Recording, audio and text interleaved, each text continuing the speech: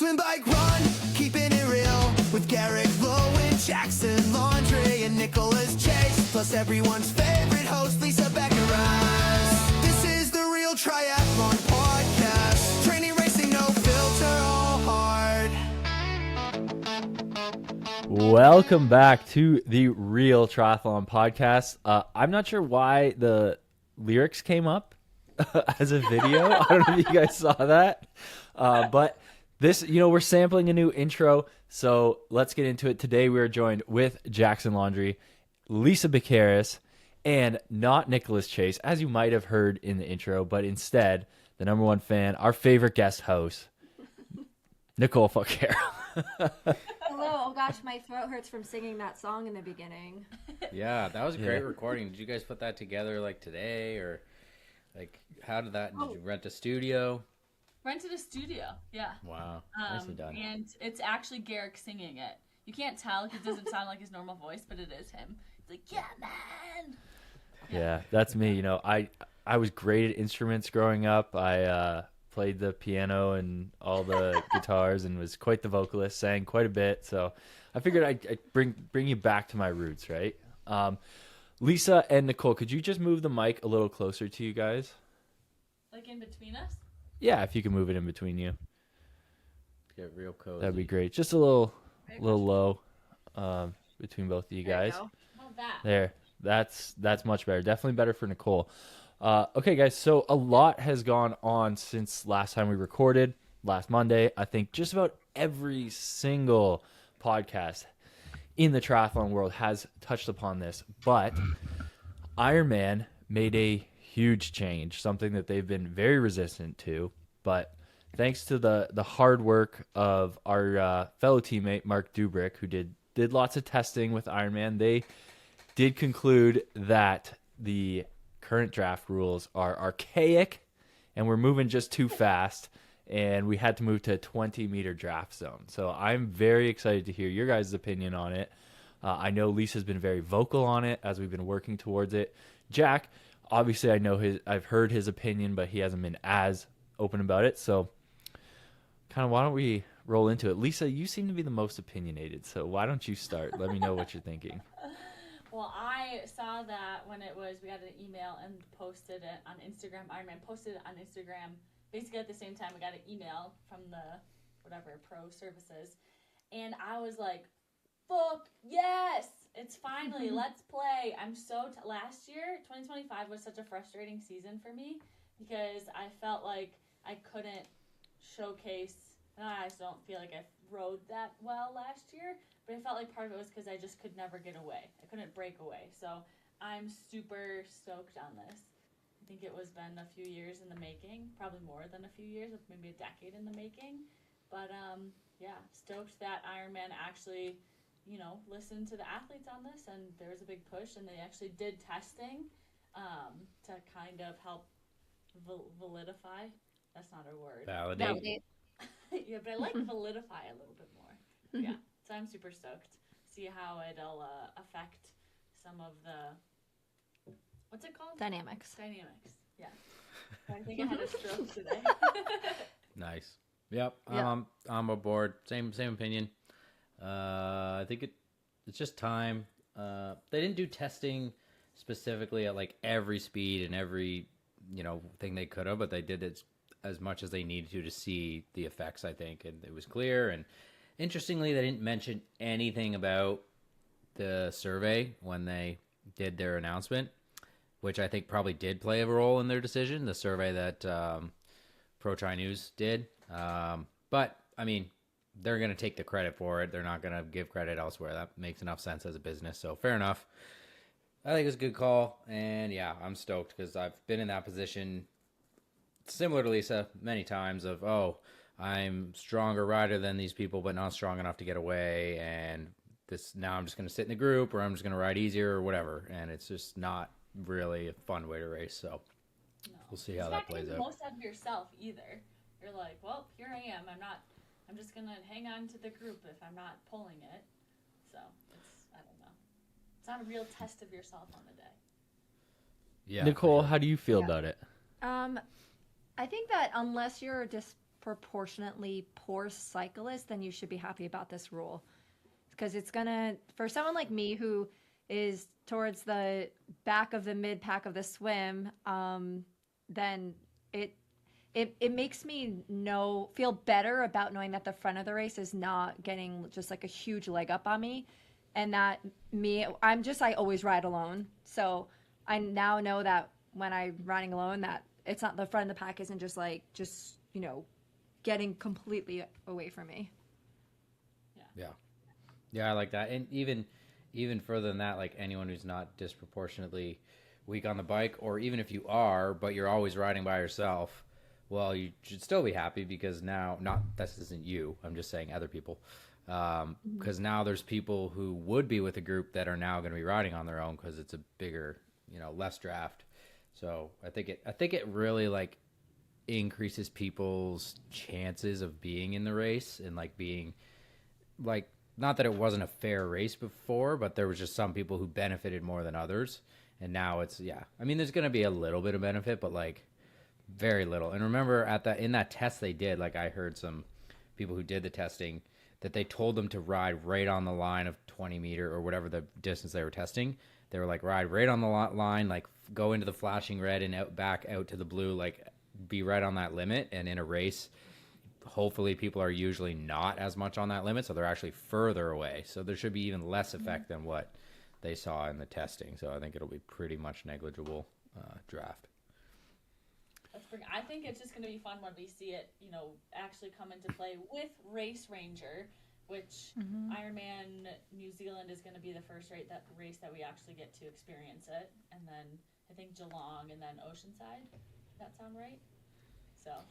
So do we think that this disproportionately affects fast swimmers, or do we think that it might change? How do you think it also might change the dynamic of racing?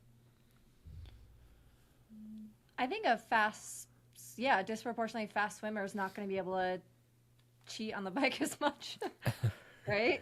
Like they can just like pop in there and they don't have to think as much, right? You don't have to think if you're just 12 meters behind, and you don't have to pedal as hard. So yeah. Well, I think it will make the super fast swimmers want to have to bike harder, because they want to stay away as long as they can, where I feel like in the past they wouldn't, maybe they wouldn't have swum as hard, because they're like, this whole group is going to catch me anyways. So if I don't swim as hard, then I can get hop in the group that when they come by. So I don't know. I don't really. I do believe it'll go either way, depending on the course. We might even see on flatter courses, maybe the swimmers stay away for a little longer, right? Because then or they're definitely not going to get caught by as many people, I would think.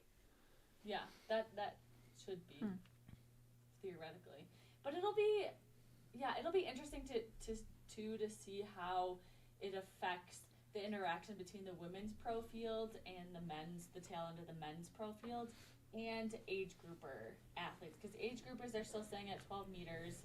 We always, not always, but usually, if we're not given a big enough gap from the women's pro start to the age group field, it will usually be like some age groupers that catch us towards the end of the bike. So, and we get 45 seconds to pass.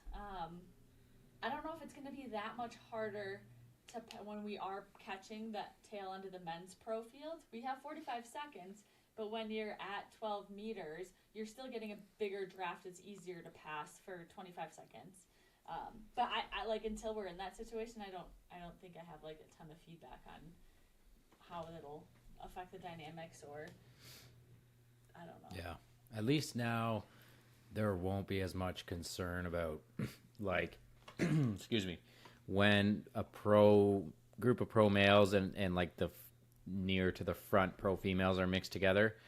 It shouldn't really be giving anyone a draft anyways. So hopefully now at least it's more like, it was kind of annoying, we had to pass or whatever. And it's not, like now these females got a huge advantage because of these pro males or whatnot, of just like sort of not like tainting the result, but just putting that question mark of like, how can we do better about this? I think that'll help. Exactly what happened in Eagle Man. For me and Alice, we had two pro guys with us the whole time, and same with the group ahead with Chelsea and Grace and somebody else. They had 3 pro men. So like when we all combined together, it was like we had 5 pro men and 4 pro women, and we were like freaking flying. And I remember Lucy's like, I just dragged 1 pro man the whole time with me, and I was like, it's like that wasn't fair. But I don't think it was also fair for the pro women to have to be like, all right, like let me just sit up in my bars and like let the pro men. It should have been the pro men that did that. To be honest, like, exactly. Yeah, but now in theory, if the women are making up 5 minutes on the men, then they should be moving at a fast enough rate where a man can't hang on 20 meters back, right? Yeah, hopefully. Yes. Well, it depends too if they make that all up on the swim. Yeah, unless they made it all up on the Sometimes swim, that like, happens. like what and then happened they're in like a Eagle strong Man. biker. Yeah. Yeah, that's exactly what happened in Eagle Man, and then it's like we're basically riding the same effort on the bike because we came out of the water together. And if you're a male pro coming out of the water with me, I'm not a phenomenal swimmer over here. Has Ironman, so last year they said that they were going to have at least a 5-minute gap between the men and the women. Is that staying true this season? God, I would assume so. I think they said that for all the Can't pro walk back. Oh, it's just the pro series. races. They wanted 10 minutes. Well, really, it should be 10 minutes. Like, let the men go off in the dark. Who cares if it? Exactly. Like But I the will 10 say, minutes you is guys- what it should be. But yeah, No, Nicole, you remember at St. George we had 10 minutes after the guys, and it felt like an eternity. We're like, oh my god, they're basically out of the swim and we're just starting. Yeah, so we usually don't like that. We'll take a little getting used to if they actually can stick to that. But yeah. it's good. So this obviously begs the question. We're at 20 meters now. Thomas Rodriguez is coming back this year. He's not allowed to do drugs, and now he's not allowed to draft. He wasn't allowed to do drugs before. He was never allowed.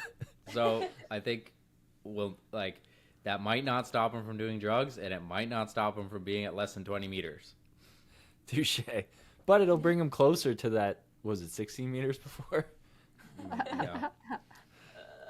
It's not a good rule. It's not a real change that worked in his favor. Let's say that, which I think we can all be happy about. Yes. Yeah.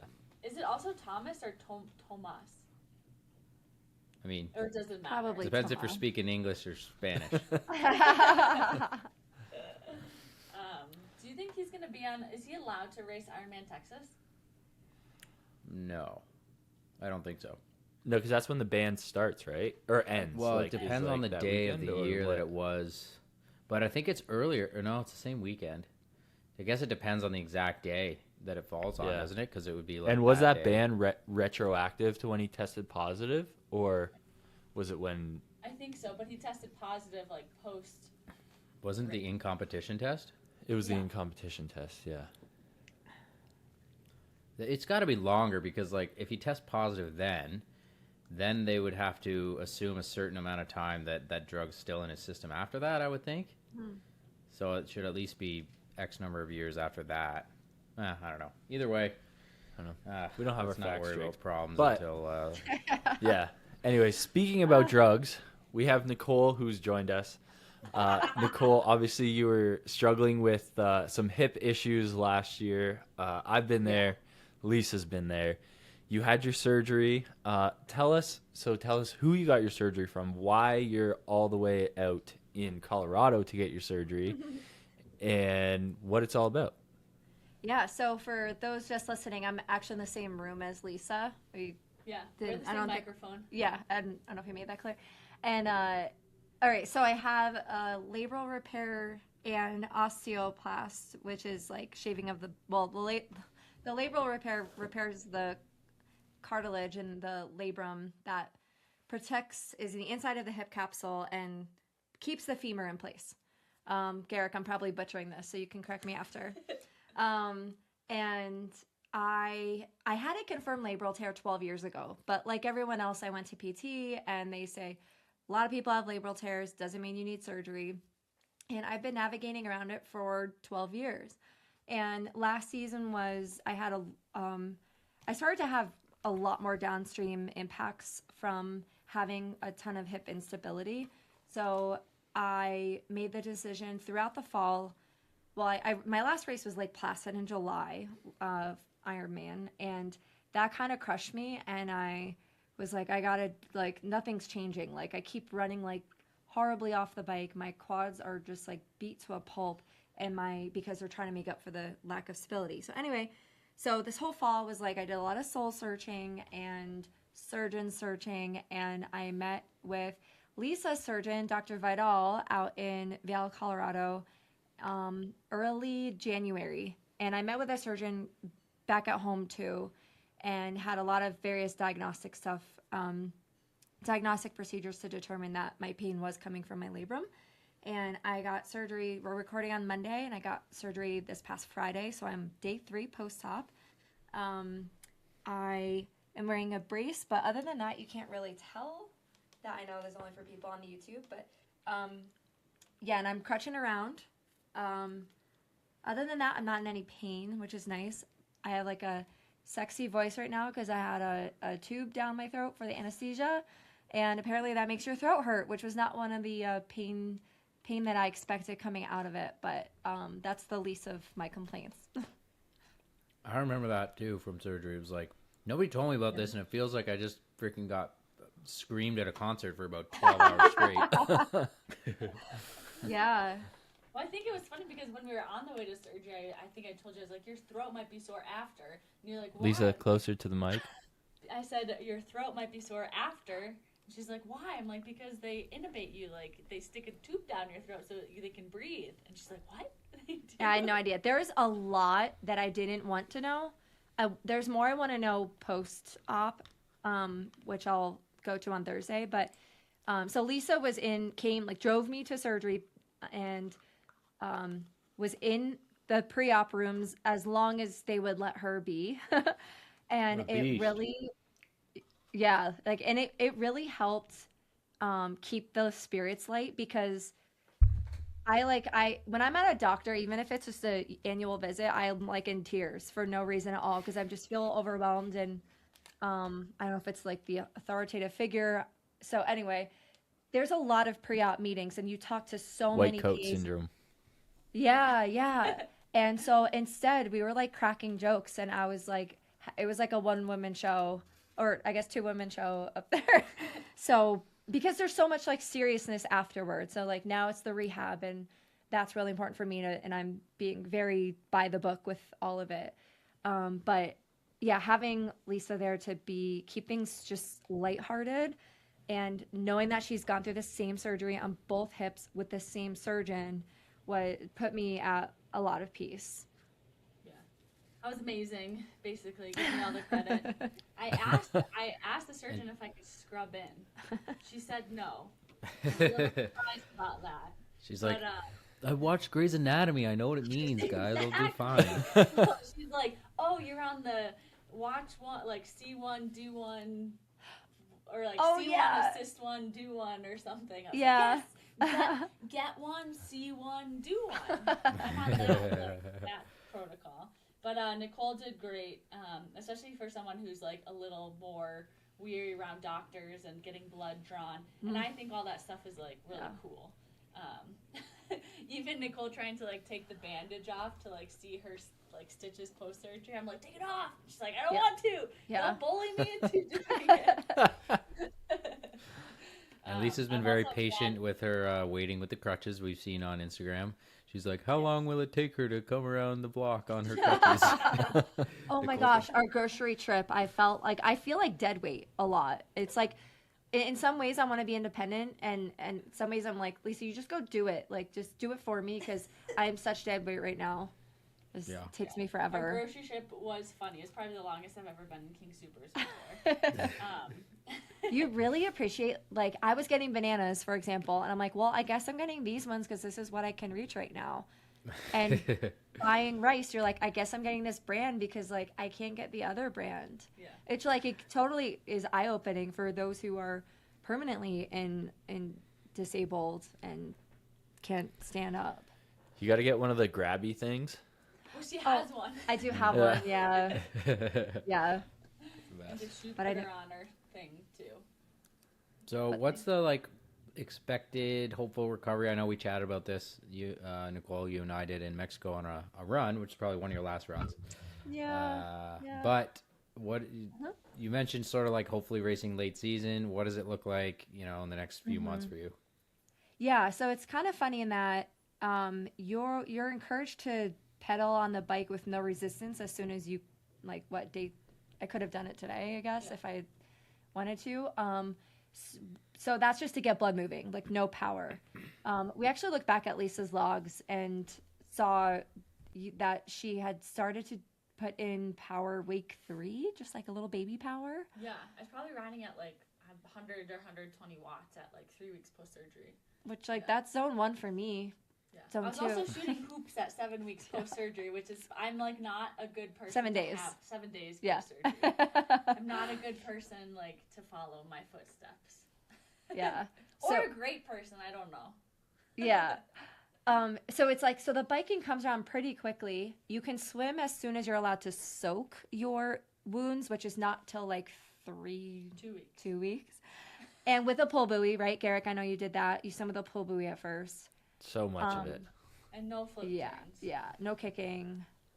Yeah. But so like that stuff comes around quickly, even though it's limited. But the running doesn't come around until they say 6 months, but I think 4 months is like a super healthy person who was running up until the day before surgery, which was my situation. So hopefully race by Oh, yeah. late summer, early Yeah. fall.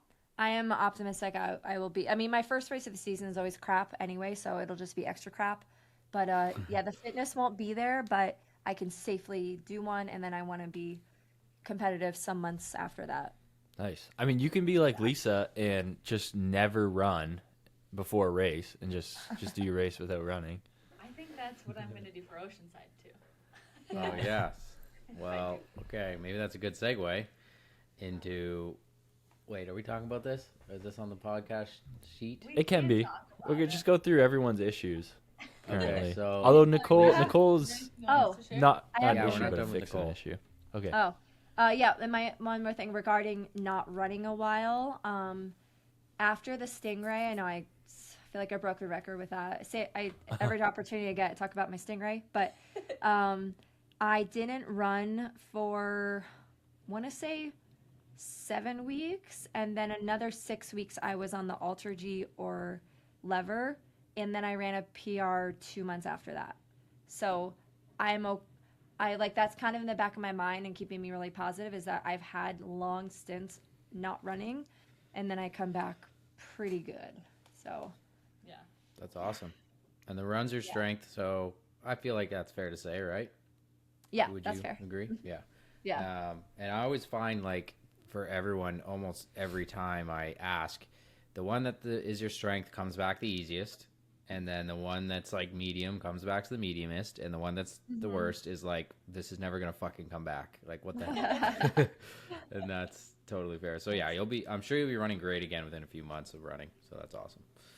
Thanks. It's good that that's the one that's the longest, because like, at least for me, if I had to take like 6 months off swimming or something, I'd be like, I'm retiring. This is done. Like, Can't do it. Yeah, I know. It is advantageous. Yeah.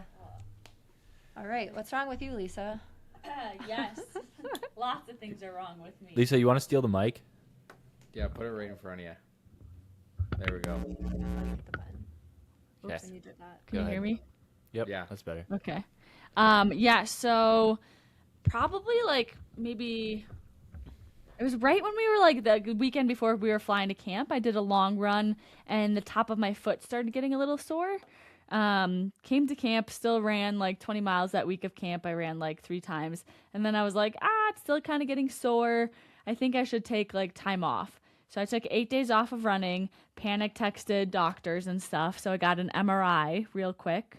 I got that last Sunday. Had a couple of buddies like look at it. Like, can you just look at the MRI? Just tell me what you think. I originally thought it was just like edema or like some swelling between like my 3rd and 4th metatarsal. They're just like, it's like a little bit of swelling, but should be fine. But it ended up being a little stress reaction, my 2nd metatarsal, which is pretty like surprising because, and I'm like so mad at myself because I don't understand like how I got it. The only other time in my life that I've had any bone stress injury was 18 years ago when I was a senior in high school. I had a stress fracture in my cuboid bone and a stress reaction in my second metatarsal and navicular, all at the same time. But yeah. So anyways, I need to tell you my running progression though, so you guys can tell me if I'm like gone crazy, because I think this is like pretty good running progression. So I don't understand how I hurt myself with a bone stress injury. I started running 11 miles a week. The next week was 20 miles. When was it? So when was this 32K. 11-mile week? November 17th. Okay. And so that was like this, I think the week before I ran like 6 miles or like something like that. Did like 2 30-minute runs. Then yeah, so 11 miles that next week, hour and a half of running. And then I did 20 miles the following week. Then I did 22 miles, 26 miles, 28 miles, 28 miles, 27 miles, 32 miles. And then my foot started hurting. It's And not I will always, there's more to the equation than just volume. run volume. Yeah. Like there's intensity, there's like other training, there's like how's your recovery going, there's like, I mean, yeah, there's all kinds of things that go into it. And then there's, yeah, how's nutrition been, how's, you know, I don't know. It just, obviously whatever happened resulted in this that you've caught early, which is great. Yeah. But Yeah. like it's sometimes like I feel like you gotta like try to look at all the parts of it and like Yeah. I know it's you're like getting testing done all the time and you're super on this stuff, so I know you will get on it, but like I mean 27 to 32, like you did have 3 weeks in a row that were like around 28, 27. Then you jumped to 32, which isn't crazy. That's only like 15 to 20% increase. So like I don't know if that was what caused it, but Right. it's not like I think if you went 30, it wouldn't have happened. Yeah. I don't know, but maybe there's like when I got my foot injury last year, it was like, it wasn't a mileage thing. It was just, there was a different injury that I was like compensating for. And Yeah. then it caused like, there could be things like that too. So like, I don't know. I don't think the ramp was directly an issue. Like I wouldn't say that was Yeah. the problem. And it's just annoying because I ran probably 70% of that run, like all those run, like on soft surfaces. Like I like made it at like probably 2 months ago on a podcast. I was like, I'm going to commit to running trails this year. It's going to get strong on trails. And I just hurt myself. But honestly, it's frustrating because I like pride myself on like, I'm making sure that I'm like, obviously I'm not perfect, but like fueling myself. Like I don't try to like constrict calories or anything. Do my best to get sleep. Probably I'm still chasing this protein goal, which I don't always do great on. But yeah, so it's just been like frustrating that I would get like a bone stress injury. But it's supposed to be just 3 weeks of no running, and I'll do some like magnetic EMTT thing, and I have a bone stimulator that I will hopefully use once I get some charges on it to help maybe speed up recovery. But yeah, 3 weeks of no running and then easing back into running. But it would just be nice to like know like, oh, hey, this is what caused it. And so don't do this, like do better. Mm-hmm. And I know that it's usually a big range of things. And you guys said to probably get a DEXA scan. So I have to travel to Boulder to get one because the one in Fort Collins doesn't tell you what your bone density is, which is crazy. That is so weird. That just tells you what like your body composition is. I don't care about that. I want you to tell me how strong my bones are. Yeah. Garrick, what do you think? What like can we look at how much do you think volume attributes to stress injuries? And like it's so different for everybody, but obviously 32 miles isn't like a huge week, and I think she could definitely handle that under the right circumstances. Yeah, looking at overall training volume as well. Obviously, how much did we say? 32 miles? 32 miles, yeah. That's 50K. That's basically nothing. That's a long run on the weekend for most people. What about I your think other looking training volume? at Did you look shoes, at that? rotating through shoes, not just running on soft surfaces, maybe integrating some treadmill running into that, Lisa. I always feel the worst on treadmills. Yeah, but that's just mental. And yeah, Let's but be honest. Nobody enjoys a treadmill. Nobody's like, yes, the treadmill. I love the Yeah. treadmill. yeah. It's more like, the treadmill is here and there's not 6 inches of snow on the treadmill, so I'll just choose that one. Yeah. I just feel awkward. Like I ran on the treadmill this week earlier and I was like, I just run towards like the top of the thing. I'm always touching it and it bothers me, but I can't help it. But yeah, maybe treadmill, maybe that's like offers a little bit of softer surface.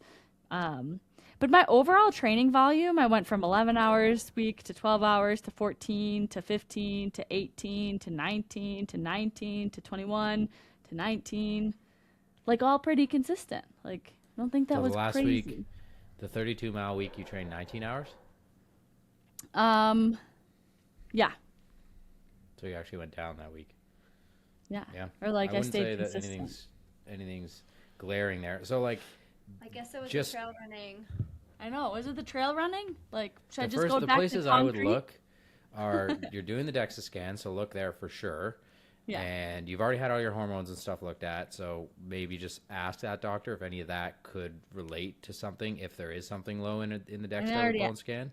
Yeah. Yeah. Once that happens, but I would look at like probably biomechanics then and see, I know. okay, obviously the way I'm running, if there's nothing else causing that's like stupid that I did, it's like the way I'm running, or like maybe I'm imbalanced between the sides, or just the way I'm running in general is just like high stress on the body. So Yeah. maybe it's a bit of a technique thing that could be looked at. But I mean, you don't want to change technique too much. There's a bit of a mix, right? Like a lot of the Yeah. top runners do have like a technique run coach where it's like they have these drills that are just for making sure that their run technique is like whatever, and they have things to think about while they're running, and like there's a bit of two schools of thought on that of like you should change your run technique versus you shouldn't, and I don't really know which side I'm on, but maybe that's for you, maybe that's something to look at. Yeah. I will say that one thing that I was telling Nicole about was like the shoes that I switched into different shoes because mine have been discontinued probably in like September, October last year. And they're really squishy. So they're really soft. They're the Asics Nova Blast. And I pretty much do all my runs in them.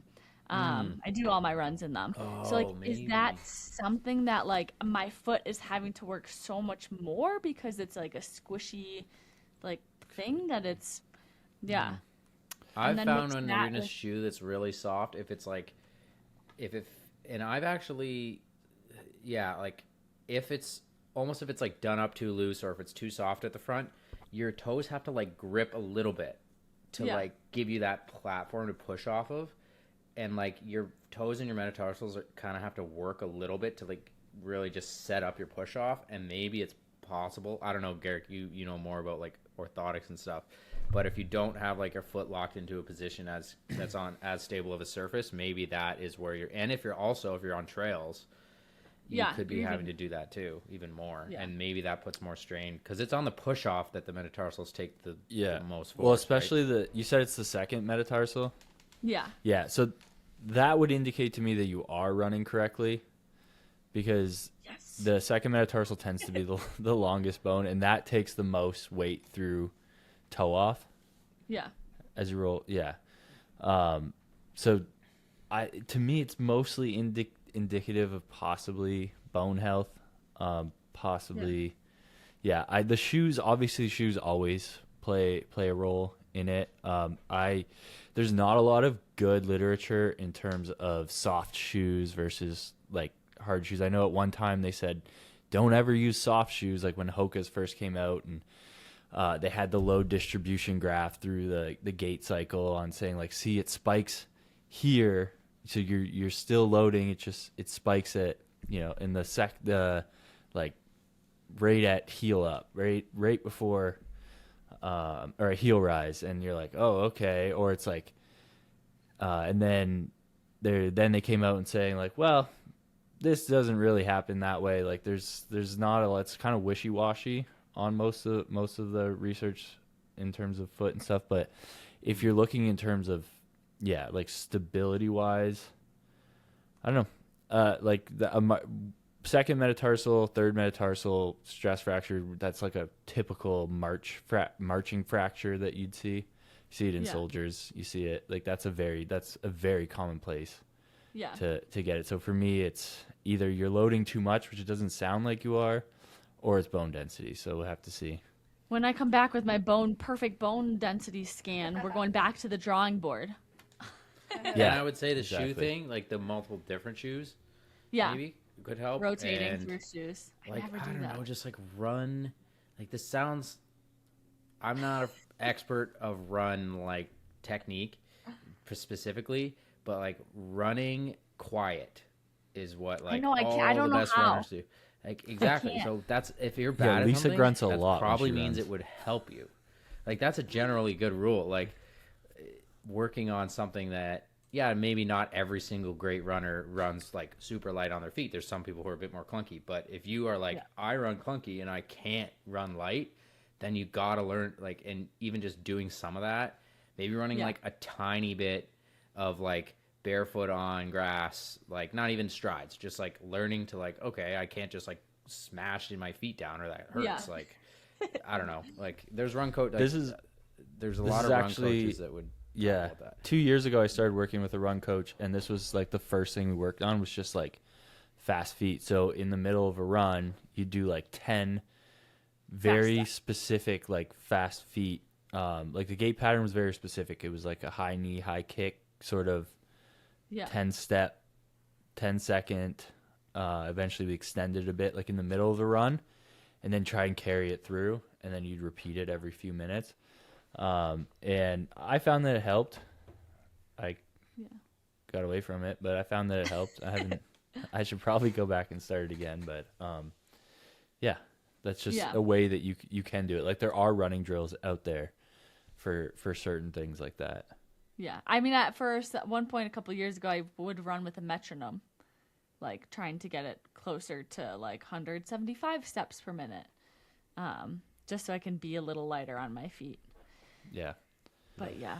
Anyways, I'll keep you guys posted. But yeah, 3 weeks no running, and 3 weeks from now, or Oceanside. 3 weeks from when you didn't run for 8 days. Well, yeah, but I Then you started and running then again. yeah, because we didn't know. So you restarted like- it. Dang it. Yeah, I know. So I restarted it. So yeah, basically 3 weeks from today. Yeah. Okay. Whoop whoop. So Oceanside is a big maybe, but I'm great at running races with little run training. So Yeah, didn't you do that last year for Oceanside too? I don't know. I Most feel races. like I do it for most races. Well, you know what? Good. Both you ladies with the attitude, being positive despite shitty situations of varying degrees. So good on you Yes, for that. but do you want to fill us in on what's going on with you? Yes, Jackson? I got a tummy ache I got to tell you guys about. And, no, I mean I don't like to complain about shit that seems like not a big deal, but yeah, I basically, like, as anyone would expect, started having some like minor stomach issues when I was in Mexico, and like, it's like it feels like I have a cramp in my stomach, but that was really all it was. And it was like, all the last half of the weeks, like, it just feels like I have a cramp in my stomach, but that's my only symptom, so it didn't really affect anything. And then it kind of got better for like a few days when I got back, and then it just like turned into, all of a sudden I just like couldn't process food anymore. It was like you eat a meal and it just sits in your stomach and it just does not move, or it was just it felt gross. And that persisted, so that was like 10 days ago that started, and that basically hasn't gotten any better. So I like last week I pretty much soldiered through. Like a lot of times in the mornings I would kind of feel crappy and my training wouldn't go great, and like a couple times I even like attempted a workout, had no energy, couldn't do it, and then tried it later in the day and actually got through it, like once I could slowly absorb some carbs. But I'm gonna guess that I was probably in a 1,500 to 2,000 calorie deficit a lot of days. Just because have you weighed yourself? I did, but the thing is I haven't been weighing myself consistently, so I don't know. But like I was a good 5 to 7 pounds lighter than what I would guess I should be based off what I was weighing last year at this time. Yeah. So I've probably lost a few pounds, and like I could do it for a week, and then like yesterday I just like couldn't do it anymore. It was just like no energy. Like I did Dave Hopkins group, like the Fighting Koala Hammerhead group swim in that's the name of their triathlon club I don't know what that means, and I really like in that. Hamilton. It's in Hamilton. Garrick would know who they are. And like they have a bunch of fast juniors, and it was like a bunch of drills that were like pretty hard, and with like a bunch of like sprints to activate, and like that tired me out. And then we went and did 50s, 100s, like 50 fast, 100 VO2, 200 tempo, and I just like I got through it, but I was crap. Like I ended up at the back of the lane. Like this is a group where 2 years ago I would go and he'd be like, oh, there's like 1 or 2 guys who like, maybe are kind of your speed, and now there's like 7 people, including 2 girls, that are faster than me. And, like, I mean, like probably, you know, a bit of an off day, whatever, but still, no matter what, there's a bunch of people at least my speed or faster.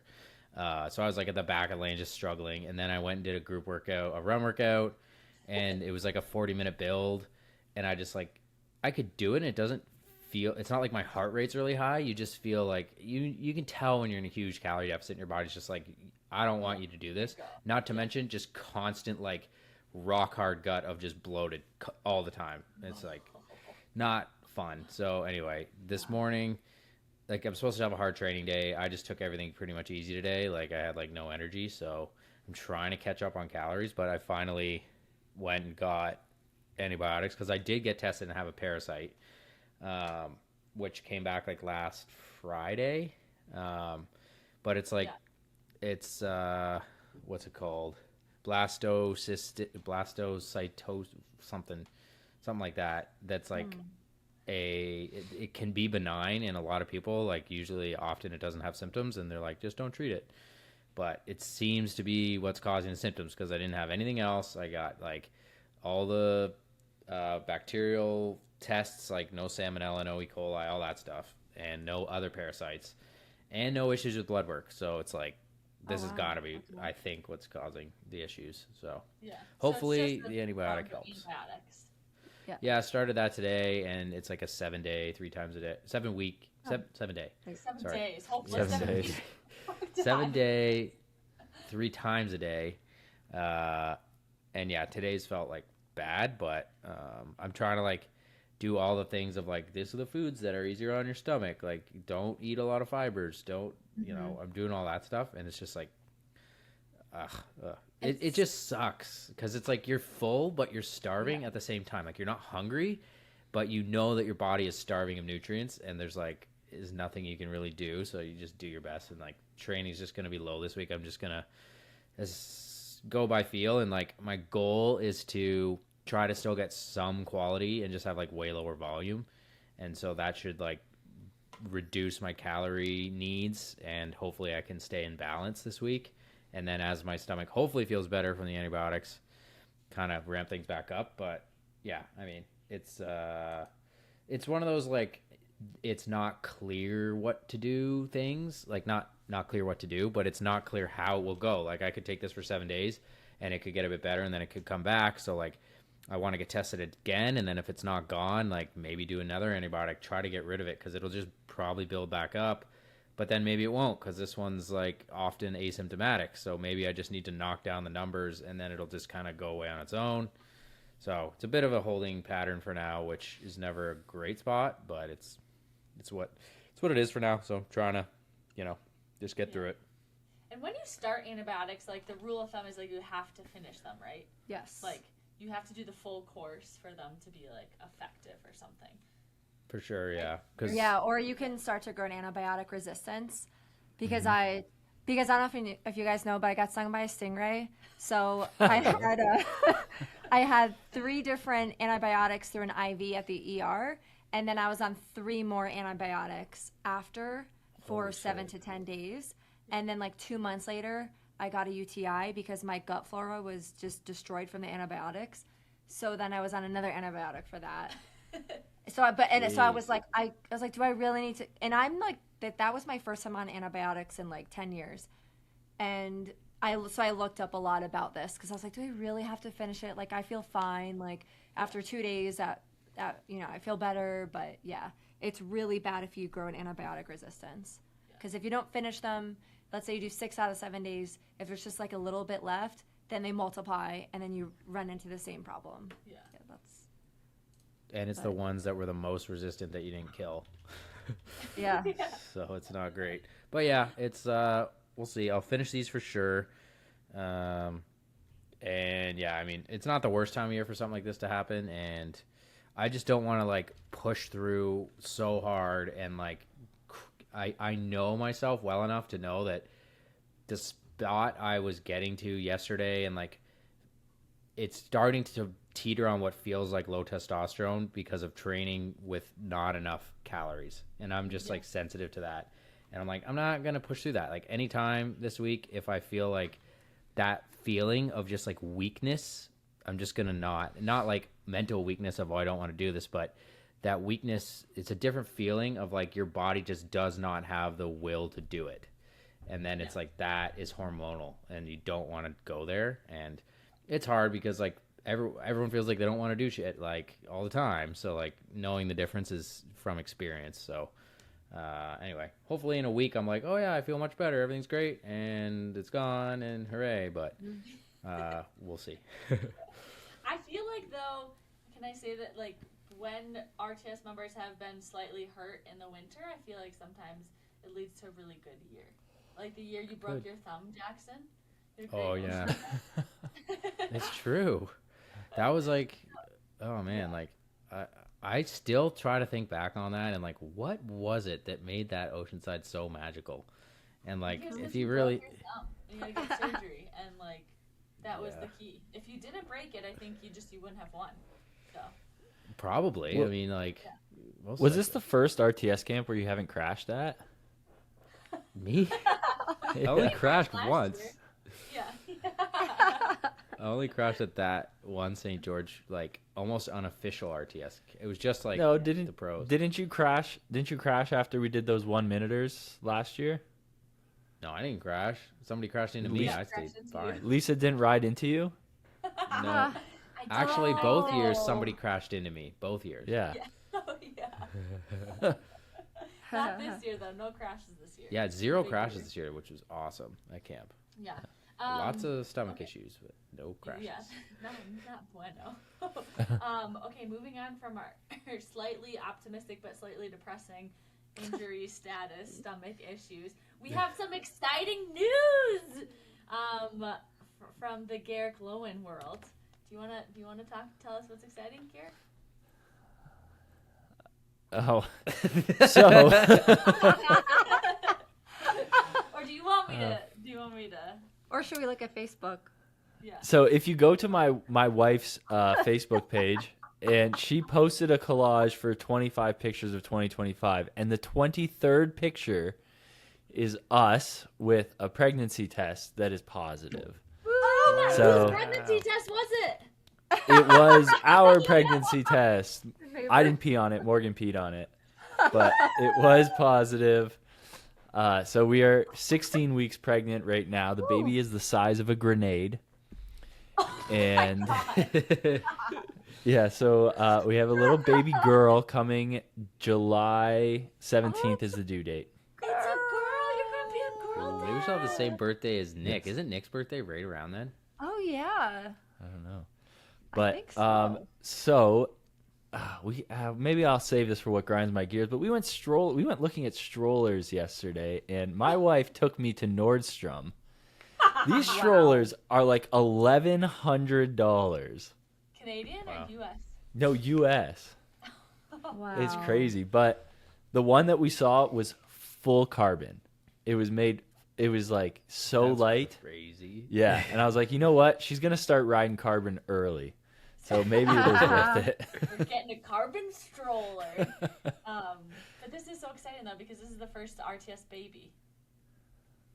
This is Whoa. Nick completely Whoa, skipped this that's phase and just adopted crazy. kids when they were like Yeah, 16 or yeah. something. Yeah. And the expected due date's 10 days after Jackson's birthday, 1 day before Nick's birthday. So it could be either. Ooh. Yeah. Well, Probably more like Nick's though. Usually you don't go Hope- 10 days early yeah. on your first one. hopefully it's That's July 17th because that's the day I booked off work. So Just the afternoon though.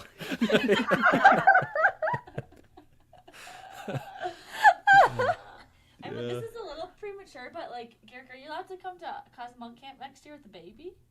absolutely. Okay. Well, you have to ask Nick if I'm allowed, but I'm pretty sure that I can. Yeah. I think she can come. She just can't like ride with us and run. And Baby? so, yeah. I have Yeah. a couple good baby girl names if you need them, like Lisa. Yeah, I mean, send them over. We've been disagreeing. I really like the baby name Volka, just because it's it's a good warrior name, but apparently that's not It's great. one. Yeah, It's Volka. almost vulva. Like the car. Volvo. Wait, Nice. is that what it's called? What's the car called? Volvo. Volvo. Volvo. Okay. Well, Garrick, that's exciting news. Are you going to be racing triathlons, or are you just going to get into dad mode early? What do you think? Man, I'm hoping to race this year, possibly. Challenge Roth in July. No, we'll not be doing Challenge Roth. I've been training a bit, and I feel like if I get into shape, I'll race. But Yeah. it hasn't been anything serious in terms All of right. training. I like that. Yeah, like No we'll pressure, see. I'll just have see some what fun. happens. Maybe Yeah, just do exactly. a run race or something.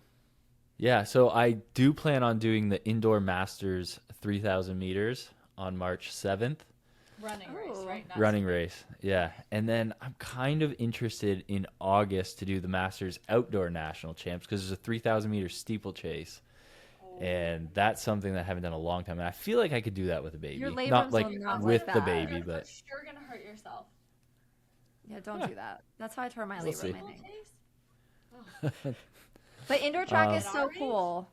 Indoor track is where it's at. I spectated a race last weekend at the track at New Balance, and I saw the world record in men's indoor 800 was broken, and Damn. yeah, 142 Josh Hoey. yep. And that was Saw awesome. the 2K. Did you see the 2K world record? I did see that too, and that was the second one I was going to mention. But it's like the 2K, so it's not as exciting. But Yeah. I knew that they were going for it. They're in what splits they were going for. Yeah, Hobbs Kessler. So I the love men's Hobbs. American middle distance running is insane right now. They're in such a good place. But before this episode gets too long, guys, Pass or smash, pass or smash. Tell me now, don't make it last. Pass or smash, pass or smash. This moment's gone, so make it fast. I'd not, you decide. pass or smash. Feel the heat Triathlon podcast. burn inside. I There think was a so. Grammy for best triathlon podcast music. It would be us. We would win. I'm gonna spend a lot of time doing this, Okay, so Nicole, since you are the guest on the podcast, would you like to send the first pass or smash our way? Yeah, I brought my own. Oh. Ooh. My pass or smash is standing on airplanes. Inside of them, not on top. Just okay. So, are we talking for long periods of time, or just periodically? Periodically, just standing Oh, somewhere. Yeah. I'm gonna smash that one for sure. Me too. Smash. Smash. I love Alright. that. Okay, wait. Are we gonna just go through Nicole's first? Let's go through Nicole's first. That's Yours are all I good. got. I had one. I brought one. Okay. Okay, you brought one. So let's go Lisa and then Jackson and then myself. So on my screen we're going counterclockwise here. Okay. All right. Mine is 3 4-hour bike, 3 4-hour bike rides in a week.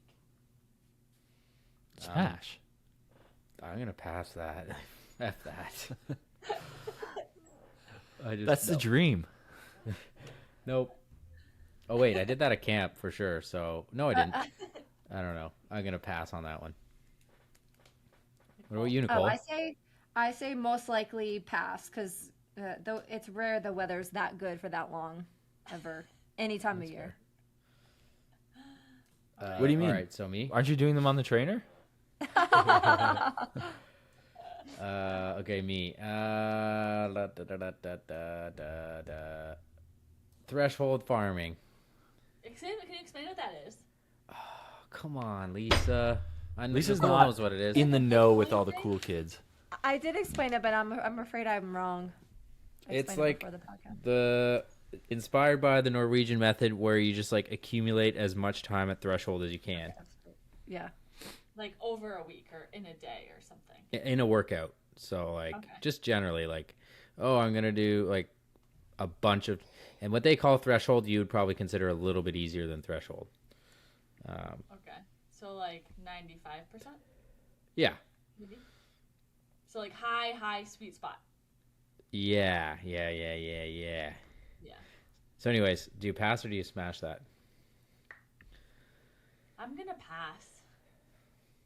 All I'm right, gonna Garrick. pass too. Is this Nicole?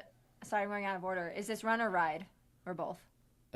Just a general. Just a Let's general. go ride. Okay. I would pass because the mental energy needed to hold that specific power for really long would do me in. But couldn't you also be like, oh, we're gonna do like 100 times 1 minute at, threshold? I guess you could, yeah. With But like that's only 100 minutes. It's only an hour 40. that's still a lot. I guess over the course of a 4-hour ride, like you could accumulate that. Yeah. Do like a 10 So second Garrick, sprint are you gonna and pass or smash? I'm gonna pass with zero context. Okay. I know it was my own one, but in general, I'm actually gonna pass. Like as much as it's from a podcast I'm a part of now for a certain period of time that's undefined, except for when the race comes and it ends. I actually don't like doing that much as a rule, basically for the reasons that Nicole said. So I'll pass. I'll pass on my own pass or smash. Okay, Garrick. All right. So since everyone's talking about the 20-meter draft zone, I feel like there's just too much of a benefit at 20 meters, and we need to go to 25 meters. Like, it's time, guys. It's time we push to 25 meters. So my question to you is 25-meter draft zone, pass or smash? smash. Can we just be happy for like 3 seconds with what we've like got? So I'm passing because this is just rage bait, though. I know that. Yeah, pass. I think by the end of this year, we're all going to say smash. Garrick just wants to be the one who said it first in like 40 years when they're like 20 meters too close. We're riding at 60 The goalposts, the goalposts are going to move. They're always going to move. So people that can hang with other people on the bike, they're always going to complain that it's because of a draft. And we're gonna bump it out. In 20 years, we're going to say, hey, 25 meters. So you heard it here first. We need 25-meter draft zone. All right, We got who's one next? more. All right. Oh, there's one more. One more. I'll take it. This is our non-triathlon one because we always got to have some sort of cultural debate on here. Pineapple on pizza. Which we've definitely had before on this. Is this like a joke? I feel like we have this every week. I am gonna smash that with pepperonis and black olives too. Ooh. That's a weird call. So I'm gonna smash, but not with pepperoni and black olives. Just ham, of course. Yeah. Yeah. Smash. No context. So the greatest thing to ever come out of Chatham, Ontario, pineapple on pizza. I'm gonna smash that. that came from Ontario. Yeah, Greek immigrants in Chatham, Ontario. So You're guy that welcome. owned the Those are pizzeria. my Yeah. ancestors. So it's a Greek and your Canadian uncle. invention. All right. There's one Watching more on volume here. up for this guy. Are we gonna Is there one more? pass or Oh. smash? Right. The Road to Oceanside podcast on that triathlon hour. That's not even the name of it, but good try. The lads. The triathlon hour. Oh, sorry. I was All right, trying to, Nicole, what's your honest opinion? Give it to Oh, me straight. Smash! I've listened to everyone except I think that you were a little dodgy about how you're really feeling the last one. You're honest here, but I was you're a little dodgy, dodgy on that one. Yeah, you Okay, didn't say wait. you're feeling bad.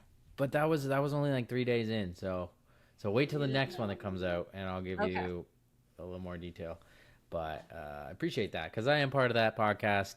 Even though this is where my heart really lies with the Real Triathlon podcast, and I'm gonna say Smash because I've been enjoying it, and it's giving me some motivation to get my ass in shape so I can beat those guys and talk about it on the podcast. So, Yeah. smashing my own thing. I might pass. Tried listening to it a little bit. There was not enough Jackson talking, so maybe if you fix the ratios of more Jackson, 50% Jackson, and then you can fit the other 25 between the other two guys, then it'll be. I appreciate that, Lisa. That's like Yeah, I mean, we very hear nice enough of you. Jackson You're not here, biased but at all. Not biased. we definitely got enough Jackson talk here. But I agree. You know, I'd smash it. I think it's a good podcast. I would like to hear more about Jackson's training, maybe a little less detail on Ari's training. But I am a fan of all three of those athletes. You know, just as a spectator, as a viewer, and a fan of the sport, I'm a fan of Jackson, Justin, and Ari. So it's hard for me to pass on something like that. Yeah, Yeah. valid. Wow, thanks guys. You're the best. All right, so now let's And move also, on to wait, Oh, weren't one of you guys saying that you think Jack Kelly should pay us each like a couple $100 an episode? Who was saying that? I was saying that like you should at Yeah. least get paid money. Yeah, when so, when Greg was on it, I had to pay to listen to it. Now it's free. yeah. So, It's better and free, and before it sucked and it was you had to pay. so I think I think it would be better if you guys got paid. I think a fair compensation would be about $50 per episode. Really? Oh, that's Oh, cool. Should we pitch that to Nick too for the Hear that, Jack? Real Triathlon podcast? That's an extra Couple less $200 downloads a on month. here, but wait, you guys get Alright. paid? I have to pay to come on here.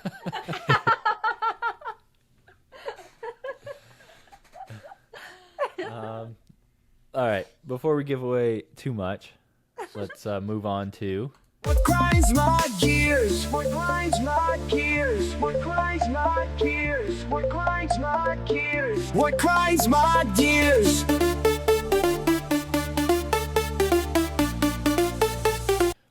What Grinds My Gears. Ready to go to the club? All right. So, another week where I put everything in here. So Yeah, I that's guess true, I'm the actually. only I'll one that add gets some right upset now. with stuff.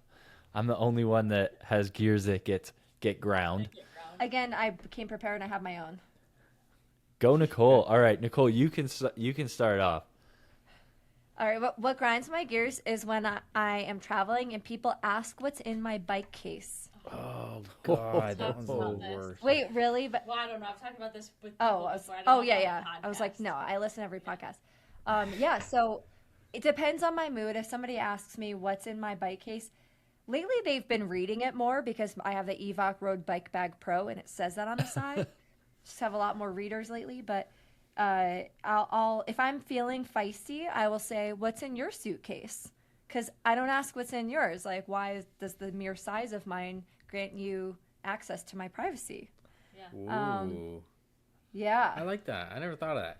It is kind of a weird question. It's like, what are you traveling with? Like, are you a TSA agent? Like, I once said that I was traveling with forensic evidence. I like that. Yeah, there definitely if you like there's got to be some good comebacks to that.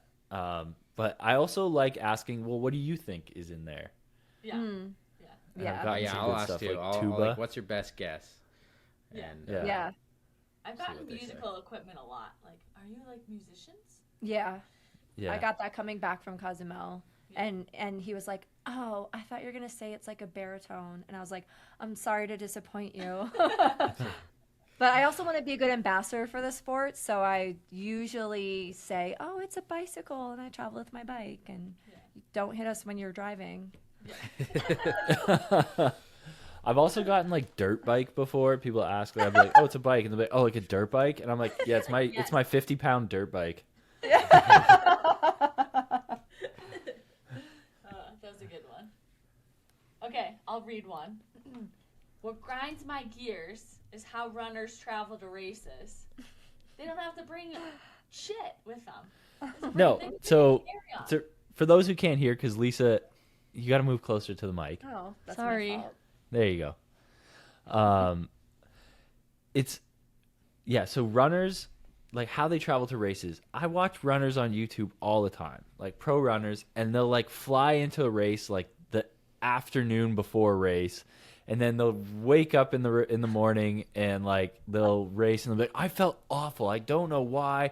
I had a great shakeout run yesterday, and like and it's like, guys, you arrived at 3:00 the day before, got your packet, did a shakeout run, ate Chipotle for dinner, and then you expected to run a good marathon at 7 a.m. Like, how? This is not a professional thing to do. Like, how do you not understand that? Yeah. Yeah. I like I that. agree, but I also think when I first started racing professional triathlon, I would never get there the day before, but I would usually do like the night before the day before. Yeah. And Same. now I'm like, still I do get that. there like I have 2 full days before the race. Yeah. It's a Yeah. luxury, I guess, but I'm like, There's definitely a sweet spot, and for us, traveling with our bike, having to take our bike together and do all this stuff. But like, guys, showing up the afternoon before the race, after traveling, like flying through 3 time zones, I feel like isn't always the best No. way to go about it. no. If you're gonna make an investment into the race, like make a little bit more of an investment. All right, next. Exactly. Somebody's getting tired, and that's somebody's me. I just have swimming on here. For fuck's sake, swimming. Like, oh my god, it's like doesn't matter what I do and how good I feel. I just don't swim fast until like I put together like 30 consecutive good swim workouts, and then it's like maybe I get 2 seconds faster. It's so frustrating, but trying to love the process, and yeah, swimming fucking grinds my gears, guys. I feel like that grinds a lot of people's gears. Yes. Yes. Yeah. Okay. Garrick, I have another one. So, actually, I have a $1 billion idea. Okay, guys, write this down. Okay. Is it an MRI? Is it No. a machine? Printers that actually work. $1 billion idea. But we don't need printers anymore because we're in the age digital of age. yeah. We don't. There's no such paper's just wasting Try- trees. Try working in a medical environment where we still use faxes. Oh, I know. People are like, give me your fax number for like when you fax over these MRIs. And you're like, what? Just Oh, I Give had me to your ring my fax number. Yeah. I feel you. Printers don't work, and if I need something printed, I emailed my husband and asked for him to print it at work. I will say, Garrick, you probably can't because of security reasons and HIPAA, but go to your local library. You can send print stuff there. Also, Staples is really good. You could just email this like really long email address at Staples, and then you show up in person. You scan a QR code, and it prints it out. That's great That's advice, it. Nicole, but this is where we just complain and we don't want to actually make our lives better. I thought this was like ask Nicole. Ask Nicole how to optimize your life. This is Ask the Nicole advice for- column. That is actually For great advice, solutions. though. But really, okay. all you're doing is giving that guy at Staples the headache of having to fiddle with the printer. Because he doesn't know how to use it either. You don't interact with the employee though. It just works because it's $1 million printer. Oh, there Yeah, you go. not See? billion, though. It's $1 billion idea. billion. If you can make an at-home printer that works, even ours at work, we have 3 printers at work, and sometimes they just don't work. To get the one printer to work, I have to turn it off and turn it back on every morning. I'm considering putting in a Wi-Fi switch so that I can just turn it off and turn it back on every day. But all right, so before we wrap up this episode, let's do just one more. If you are a runner, your heart rate when you run doesn't equate to the same zone as your heart rate when you bike. You probably don't have the strength to get to the same heart rate while you're riding. So if you're a professional runner and you have a Zwift bike, don't kill yourself trying to do an hour at zone 2 because it's going to be so hard for you. It's going to burn you out. Threshold. Yeah, basically. You're saying you don't have the muscle to support getting to that heart rate. Exactly, yeah. Yeah. Even triathletes though, like years. my heart rate's way lower. Maybe not way, but probably like at least 5 beats lower on the bike in the same zones as my run, I would say. Is that the same for you guys? I don't know. Mine's significantly lower than that Mine's too. probably 10 beats. Yeah. Yeah. But it's a little more strength based, right? So I don't know. I see runners make this mistake all the time, and like high level coaches that give it to them, and then they're like, "Oh, I did all this cross training. I'm so burnt out. Like it's my A race, and I'm so burnt out. I don't know why." And it's like, well, because you're smashing 1 hour rides at threshold. Who trains with heart rate? Yeah, that's another question. Garrick, you're just watching too much running YouTube, it sounds like. Oh, not enough training, too much YouTube. The depths of YouTube, guys. But yesterday I watched a guy skiing in Iran. In Iran. You thought it was a running YouTube because it was in Iran.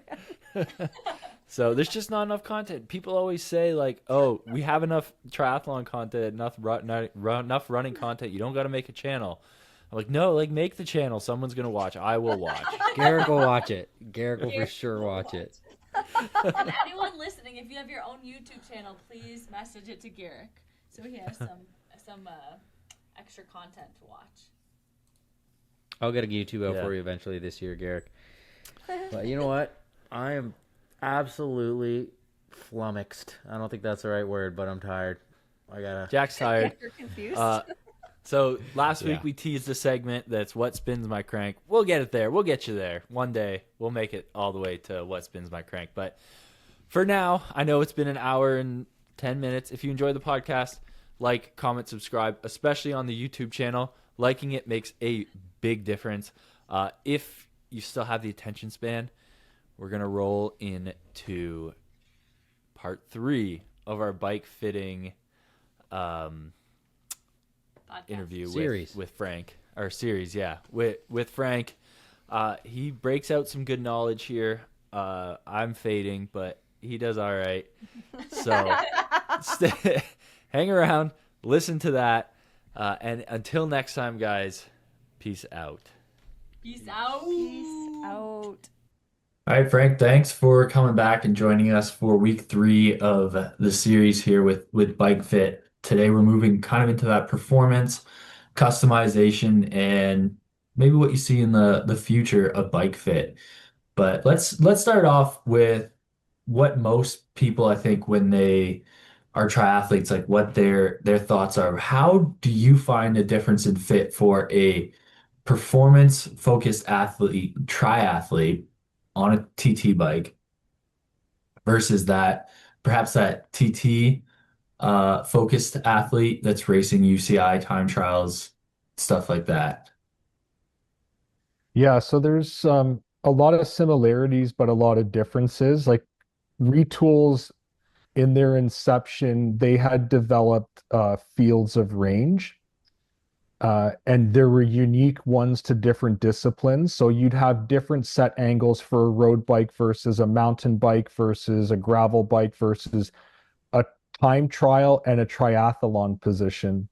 I'd say the differences between tri and TT, many of those differences are due to regulations in place with what the UCI mandates for how a rider can be positioned on their bike, where triathlon is usually not as regulated. It's very much liberal in terms of how you can position someone on their bike. In terms of like what we look for people, depending on what they're trying to do with the bike. Again, I go back to understanding the rider. Like you'll get some people and they want this like crazy performance focused position. But they may not necessarily be able to sustain that type of position, and it's actually going to do them more harm than good.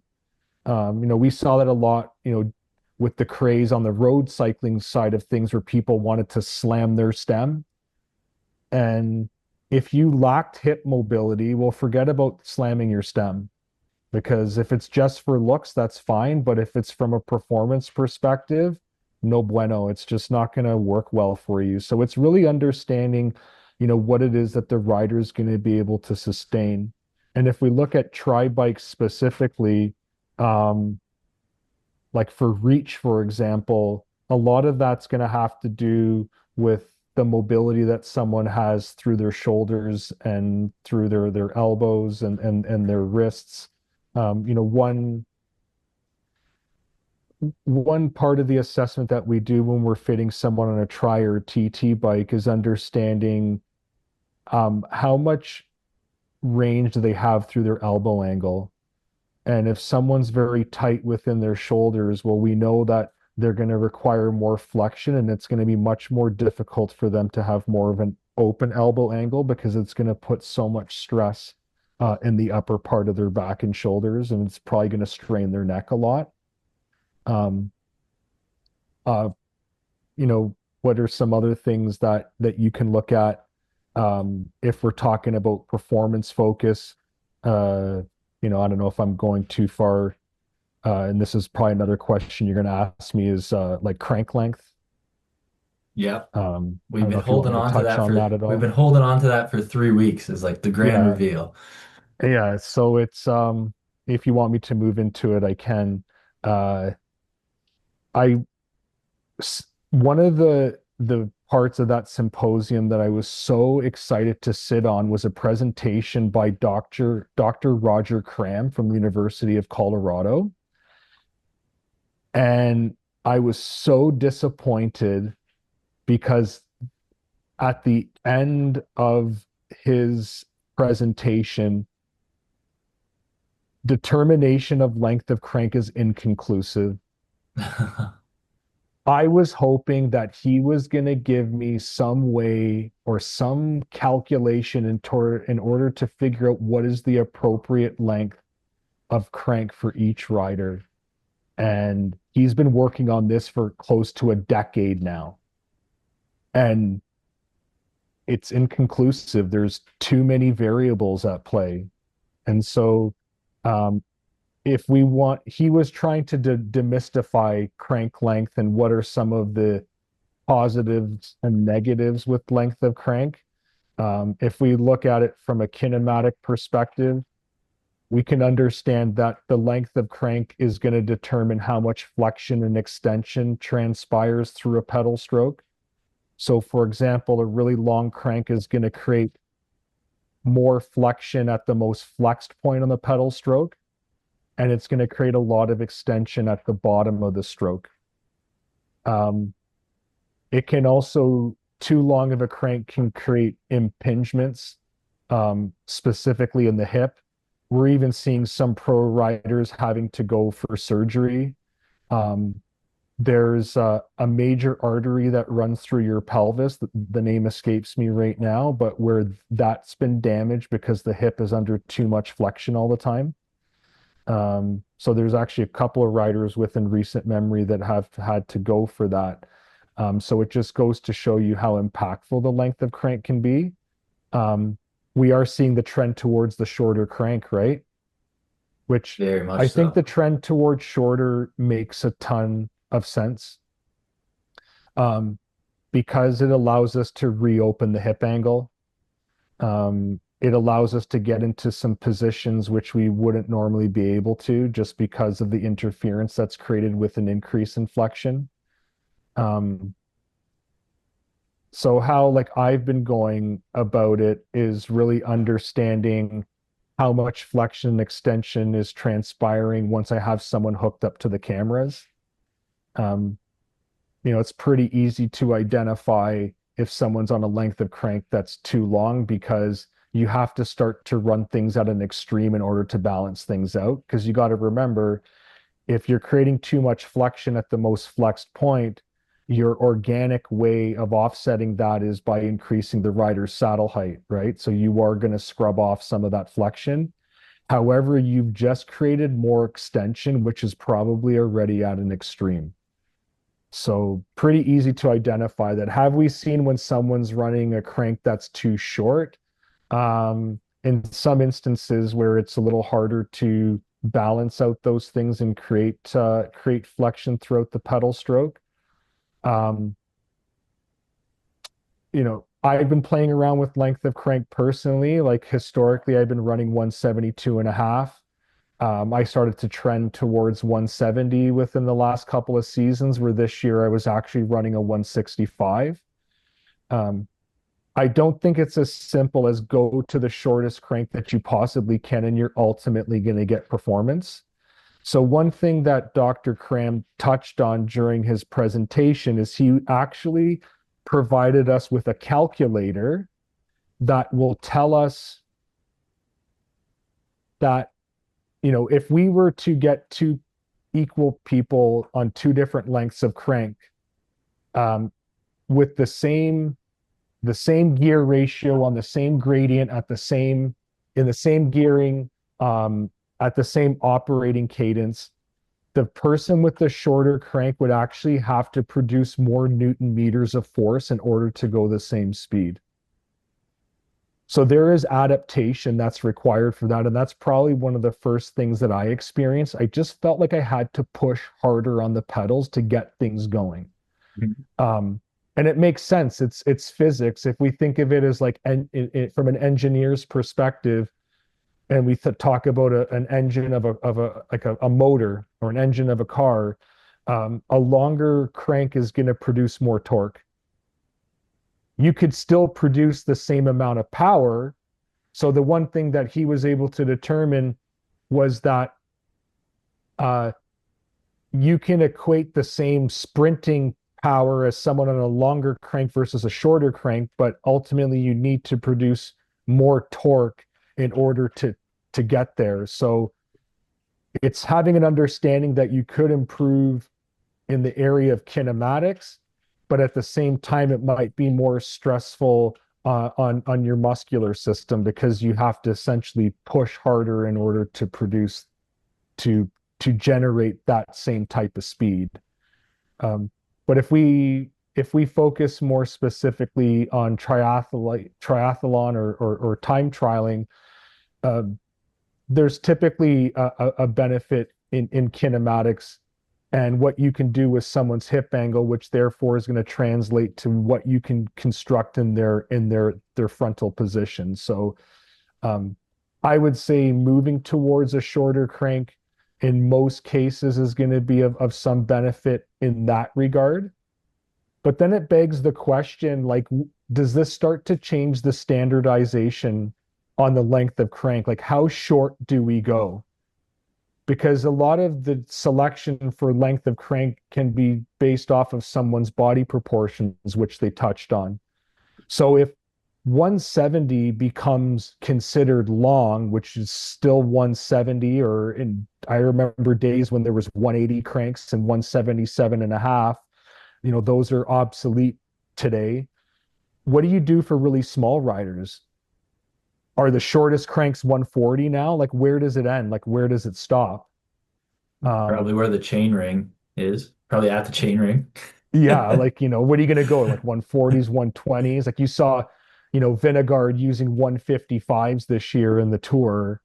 Yeah, he had an issue. So at the first time trial, they said that there was a bit of an issue with his crank length relative to the size of his chain ring, and it gave him a disadvantage. That's kind of what they, Well, that's I what don't I'm know if that saying was is real, but he's that's what not they able to said. produce the torque to efficiently turn that gear over. Hmm. So I just caution, it's not as simple as like, oh, I got to go to the shortest crank possible. Like I get calls and emails every single day about people asking if we have one particular length of crank in stock in a particular, crank configuration from Shimano or SRAM or whatever, right? And everyone's looking for 165 or 160. Yeah, so I roll 165. I'd be lying if I said I haven't thought about 160s. But the way I conceptualize it, because I have read a few studies that say that there's no decrease in power as you went like going from 175 to 165 for your average athlete. And the way that to me, I conceptualize it is that that's not the only lever in which you're pushing through at the crank, because you also have your foot, your lower leg, and your upper leg into your hip, right? And in Correct. not in every angle of those levers do you produce the same amount of force. You have optimal force generation within certain angles. I can't remember the exact angles for the hip and knee, but so if you're able to spend, if you're generating the most force in those angles, then why would you want to spend less time those angles? So if you're going around doing a few more revolutions, you're spending a greater amount of time in that force generating Hmm. area. But of course, it may come with a little more metabolic stress. Um, might come with less because you are optimizing the force production within Yeah. your. And it might, it could also allude and correlate to where someone's strengths and weaknesses lie as an athlete. You have some riders that naturally produce a lot of torque and they are more comfortable stressing their muscular system at a lower cadence and pushing a bigger gear, where that short crank, they may not like it because it's forcing them to turn over quicker, increase their cadence, and it's working against what naturally works for them. So, if you're going to make that switch, I'd say don't make like seismic changes right away. Like if you are able to transition slowly, like maybe the way that I had done, you'll just find that that adaptation's better and you might be able to identify what is perfect. I've seen some people that I've talked to and have helped them with their fitting where they've played between 170 to 165 and they ultimately found that 167 and a half was best for them, Mm. Oh, just in terms of it can also measuring their depend on, metabolics, yeah. their heart rate. Also depends on what you're riding too, right? So for me, gravel bike, I ride 172 fives, but I'm in a more erect position and Yeah, on the gravel, like I'm grinding, right? yeah. My cadence is naturally lower. I'm And your kind hip of angle's pushing more through. opened up too, right? Naturally. Exactly. Yeah. So yeah, it's specific. I think if you're going to have a very low and aggressive position, you'll probably find that the shorter crank is going to feel better for you. Like, it almost feels like 165's, but that's the long end of the stick when we're talking about being on a tri bike. Yeah. So, I mean, that's kind of where everything's trending, and that is, Yeah, I know I it guess, sucks we're not giving you an exact answer, but there's still a lot of demystifying that needs to go on. And if I have any more news to share, I can get through some of my fitting contacts and colleagues. I could most certainly share it with you, but that's about as much yeah. as I know right now. But we're also in the realm of personal preference too, right? What's comfortable? What's the trade-off between comfort and power, if there is a trade-off there, just like when it comes to positioning. So for you, we're obviously talking about crank length. When you're working with a performance-focused athlete, Mhm. moving maybe it could be crank length, but possibly moving away from crank length, where do you find like the biggest gains come from? Um, so like another missing link, I'd say is plantar support. So what I'm referring to is having some added foot stability through like an orthotic or a footbed. I got exposed to that probably 2009. I was at Eurobike in Germany and I came across this company called Solstar. Um, and like the rest is history for me. Like from that day, like I can not ride a pair of shoes without some type of footbed, more specifically a Solstar. And I've played around with a whole bunch of different stuff. Um, like I said, the foot is the least efficient, one of the least efficient things here. And if we could make our foot rigid, we'd be better at pedaling bikes and worse at walking and running. And because the foot is so unpredictable in its nature, because it's constantly floating around and it's struggling for traction. If we can give the foot more stability, it's got some pretty tremendous and positive impacts in terms of how the rest of the lower extremity is going to be working together as you're pedaling a bike. What's interesting about the Solstar, it's a footbed that you really can't use for anything except for cycling. If you look at most footbeds or orthotics, they're meant for walking and running, and they're typically only connecting the hind and the midfoot and allowing the forefoot to act independently. A Solstar is essentially fusing those three areas as one, with the prime exception being the big toe. That's the only part of the construction that can act independently. That's because your big toe is your conductor for controlling your body weight. If you didn't have big toes, you probably wouldn't be able to stand up properly. And their premise is to try to hold the foot subtalar neutral. And if you're able to hold the foot subtalar neutral, so what that is the foot is in a neutral state. It's not canted in a pronated or a supinated fashion. It's just neutral. And they do that by creating like a delta axis, like a stabilization, by building up the medial part of the foot and also building up not so much in the arch as they're trying to support your navicular bone, which is the axis point and way that your foot pivots.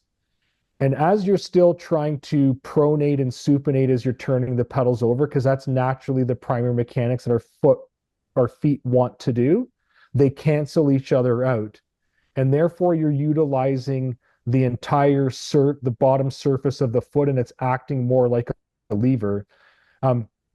During the slower times of the year, I like to play around with different things, during fitting sessions, whether it be with like my work team or friends or even close customers of the shop. And so one time we looked at comparing having basic plantar support, which is basically the foam liner in most shoes. It's not doing anything, versus something like a super feet, and looking at something that's more extreme like a Solstar.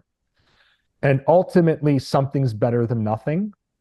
And then there's varying degrees of improvement, but it was incredible to see, with nothing else unchanged, how something like a Solstar was providing stabilization that minimized knee lateral travel by upwards of 40%. Not only could the rider feel it, like you saw it in the kinematic data, it was pretty crazy. It just shows like there's a lot of low-hanging fruit in that area. If you can get more foot stabilization, it can have some profound effects. So another interesting thing that I'll be embarking on is Solstar used to offer a custom program, but it was very labor intensive and there was a lot of equipment investment that I didn't necessarily want to do. It was just too much of a challenge. But Oliver Eisenbach, who's one of the founding members of Solstar and their main fitter, he sets up a lot of the pro riders and triathletes. And he really focuses on stabilizing the pelvis through what you're doing with the bottom of the foot. So you can take someone through an assessment, and depending on what their gait is and what the angulation is of their foot when they're weight bearing on the ground, there's sometimes some asymmetry, or in many cases some asymmetry, that's driving right up through the pelvis. So they're developing these shims where we can measure someone's feet on a podoscope. So a podoscope is a device where someone stands on it and it will give us an indication of how they bear weight through their feet, kind of like the saddle mapping stuff that you see.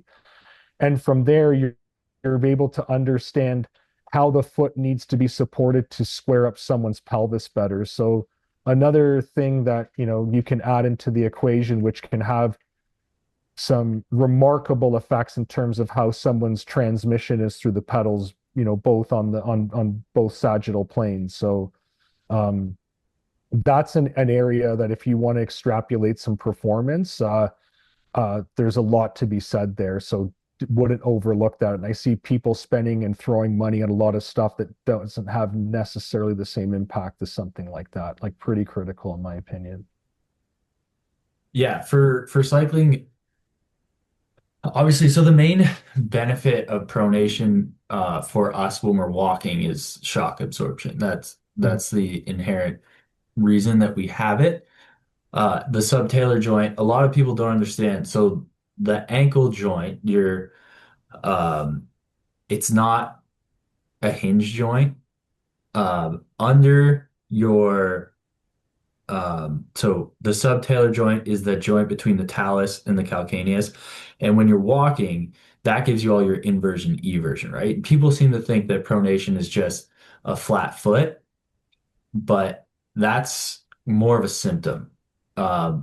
If you can hold that subtalar joint neutral, what that does is it prevents calcaneal eversion and inversion, and that is the primary thing that causes pronation. It's also accompanied with forefoot abduction or adduction, depending on supination, pronation. Same with, but then the way it tracks up to the knee is from tibial rotation, right? So if you think about your foot as that calcaneus either moves outwards or moves inwards, your tibia is going to rotate inwards or outwards as well, right? And so on a bike, we don't need any shock absorption. So we want to keep that tibia straight, right? So if you get a good pair of, like you were saying before, of, inserts there that make that foot rigid, then you don't have that motion at the knee for that on that transverse plane. It's not moving, it's not inverting, everting.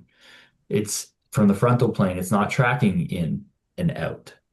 So you can hold it steady, and all of a sudden you're not losing as much energy from what would basically be viewed as just kind of a sloppy motion, like an inefficient motion, right? If your foot is collapsing every time you push to the pedal, you're losing energy through that.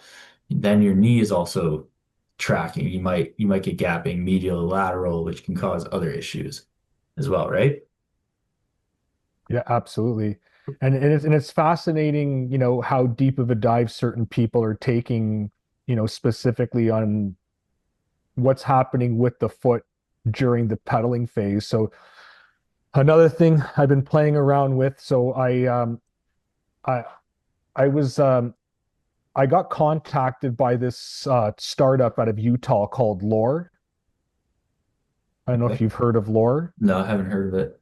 So Lore is a company that's producing the world's first fully custom 3D printed cycling shoe. Hmm. So I've been playing around with a couple of pairs of those the last little while, and they have an interesting concept on how they're supporting the foot, not so much through the plantar, but through the dorsal part of the foot and through the subtalar joint. Mhm. They actually just sent me a pair of shoes. They're like a high top that has 4 straps. And what they're trying to do is lock the foot down to the floor of the shoe to create more leverage and have more stabilization through the foot. They have some pretty bold claims. Like I haven't really tested much of what is that they're saying, but their initial shoe was producing increase in average wattage sustainably between 6 to 8% Wow. and 20% at the peak. Wow. Yeah, That's a so it's lot. I believe the peak part. I'm not a really strong steady state rider. Like I don't have good 20-minute power. I think from all my years playing hockey, I'm more of a dynamic cyclist. I probably have better like burst sprint. Yep. But even the first time being able to test those outside and doing a little bit of sprint efforts, and I'd say some of the efforts were maybe 6 out of 10, and you're pushing way north of 1,000 watts, which I thought was I'm not doing that with the same level of exertion in a regular pair of cycling shoes. Yeah. So I'm just curious to know, where that's going to lie. Like, is the UCI going to step in and say this is too much of a mechanical advantage, and they shut it down? But it's just really cool to see, what depths or to what extent people are going to to keep pushing that envelope. Yeah.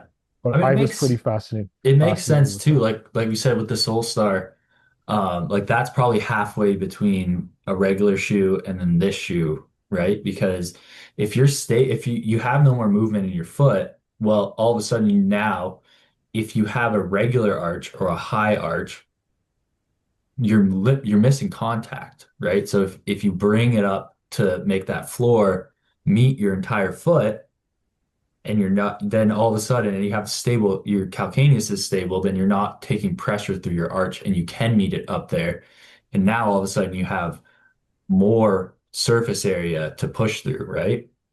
So I tend to believe some of it for sure. That would Yeah, help with one the of the lead power. engineers from Lore, he comes from a ski boot design background, and he was a professional alpine skier and had always used cycling as his preferred cross training method. And I think that's how this whole thing came about. But he was able to understand that during the pedaling phase, what the foot is naturally trying to do is eject itself out of the shoe. It's Mhm. lifting away at certain points from the floor of the shoe. And that's where they said, instead of just trying to support the plantar, what if we look at supporting the dorsal side? And they have these unique pads, different pads that you can insert to the interior of the shoe that clamps it down. Because Oh, they wow. said that typically you're only really able to produce leverage at 3 and 9 if we look at the pedal stroke like a clock, Yeah. but you actually have lift at 6 and 12. And by being able to clamp the foot down and prevent it from lifting as you're coming up through the top of the pedal stroke and down through the bottom of the pedal stroke, those are two added points of leverage and where they're claiming to be getting, that increase in sustainable or peak wattage. Um, I should have brought them up. I have the shoes if you want to see Yeah. them. That's okay. Hey, do you have it now? Yeah, can you go? Okay. So yeah, these are the shoes. Obviously, one thing I didn't factor in just because my training is more in orthotics for walking, but there is a full like you have the full pedal stroke. You can pull up, you can generate power. So that's something that I didn't Yeah, these are factor what in. they call like a mid cut, but I don't know if you can see there are these panels inside of here. And what it's doing is it's clamping down. Um, there's no arc in the sole, so they want to keep your foot flat. Yep. Most shoes they have a curvature and what it's doing to the foot. Um, fully. So these shoes we actually these were made off of a 3D capture of both my feet. So at the shop, I have a 3D scanner and a turnstile that someone stands on, and as it rotates, it's capturing the foot all the way up through the shin. So they're able to print a shoe that is not only length specific, it's width specific, depth specific, and then also for cleat placement, um, they are identified that bisection between the first and the fifth med head. Their premise for cleat position, because we were speaking about uh, cleat fore and aft, they actually prefer to have more of a forward placement Okay. to create that spring effect. They said how you identify what's the perfect placement for the cleat is based off of how much activation you get through your calf. And they say the more that you get, the more of the lever effect that it's going to create. I like to keep them more neutral just because I'm so used to that rearward feel. But on these shoes, if you place the cleats too far back, you kind of get a dead feeling in the pedal stroke, which is unique. Like it just feels total. It's such a Yeah. different sensation on foot. It's crazy. And then this is their new shoe, which is called a Watt. So look how high up this comes. I don't know if I should Yeah. show this. It's like a high top. It's exactly like that. It's like a high top, Some and then it's Jordans. got these super high panels.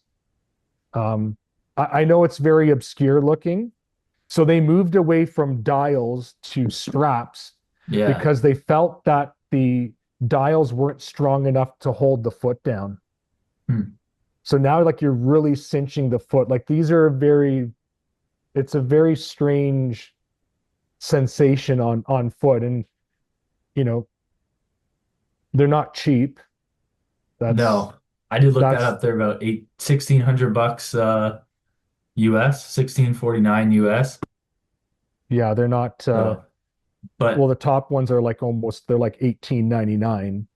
So they 3D print them out of carbon reinforced nylon, and mhm. then the upper is actually 3D printed out of TPU. So I don't know, we don't sell a ton of these, but it's more for me, it's just more about a fascination and a different thought process as to how we can make a foot more efficient. So I thought you just appreciate seeing these because Yeah, of just all the it's wild stuff that that's out there. yeah, the evolution of the next generation of products to come, I guess. So looking at obviously we got custom shoes there. Um, there is a market for custom bikes as well. Do you see a lot of that and what who would benefit from something like that? We don't do like a ton of like if you're talking custom geometry, I'd say we do kind of like next to none because not many of the brands that we work with have the capability of offering that to their retailers or to the consumer.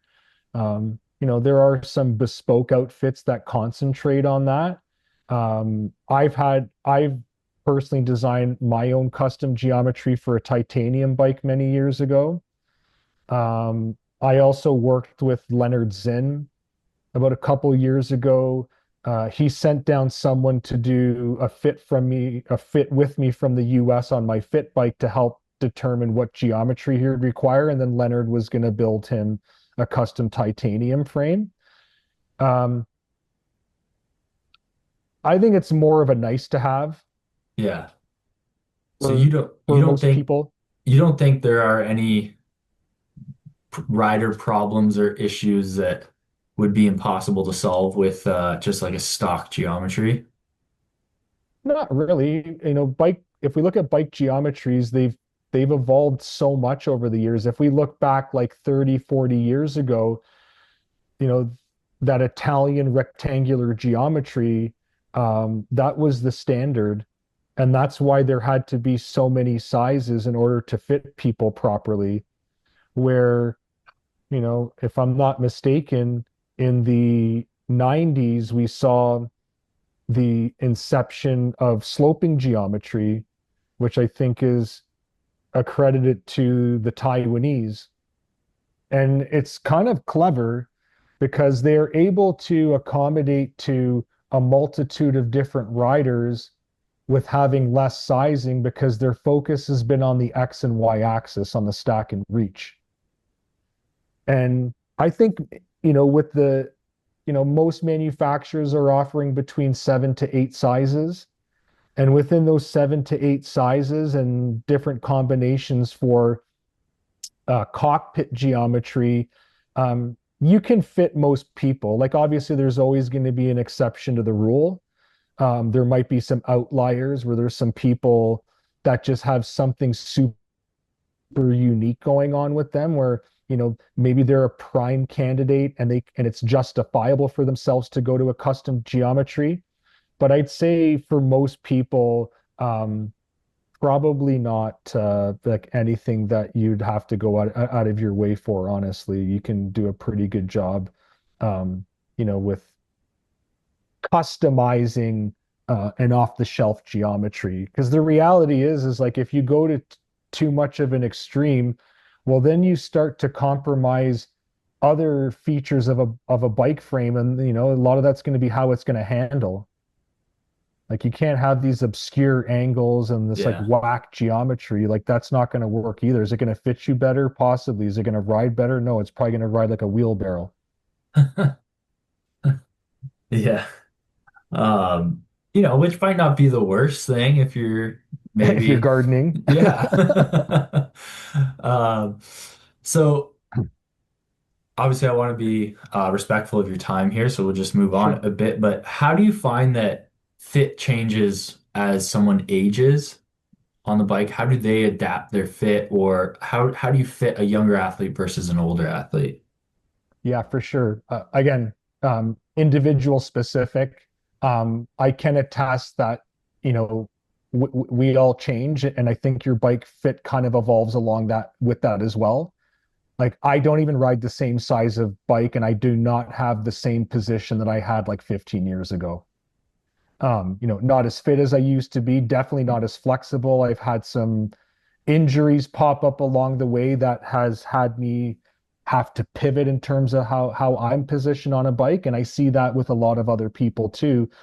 You have to evolve your bike position as you evolve and really focusing on some, you know, key uh, signs that things need to change. And a lot of that usually surfaces when someone starts to have an issue on the bike. So, for example, I did a fitting for a guy a few years ago. He's been cycling for 40 plus years. He actually used to race for my dad back in the 80s. Oh, wow. And he said for the longest time he was riding a Physic Arione. Saddle was awesome. It was on all his bikes. That's the saddle for him. And he said for some reason, at some point in time, his body started to reject it. Hmm.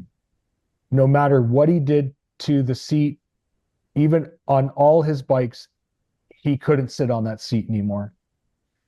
And, that saddle is pretty extreme in terms of how much pelvic stability it lacks and how much that needs to come from the rider themselves, probably through core stability. Where the guy's getting older, he's not as fit as he used to be. And that's not the surface for him anymore, where he had to find something that was more supportive for him. And we did. But yeah, like things change over time. I know sometimes getting a very advanced bike fitting can be expensive, and you hope that it's the last bike fit that you ever do in your entire life.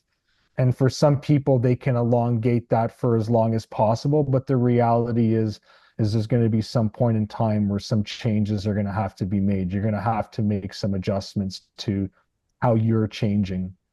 How do we fit a younger athlete versus an older athlete? Again, really specifics of each individual. I've had some very young people that are in not very good shape, and I've had some much older people that are like, they've never been fitter, and you know, they're on the other side of 40 or 50 or whatever you want to call it.